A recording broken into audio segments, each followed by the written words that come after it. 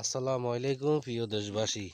আমনগো এক গরিব মানুষ সবসময় আমনগর একখানা জ্বালা একখানা ডিস্টার্ব করি আর একখান কথা একখানা মনের দিক দিয়ে একখানা মাথার ভিতরে একখানা ঢুকাইন।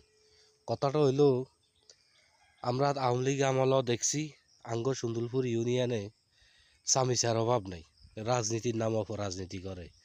বিএমপির আমলও দেইয়ের হেগুনে হেগুনেরে নিজেরা নিজা বেশি বেশি খায়।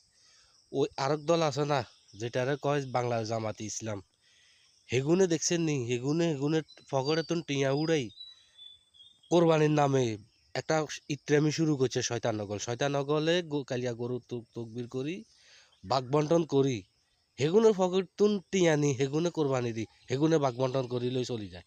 কিন্তু কোরবানিটা আইছে কাল্লায়, যাতে কোরবানি দিত হারা নয়, যাতে এক টুকরা গোস্ত জবাই খাইবার মতো সামর্থ্য নেই, হেতাল্লাই আছে।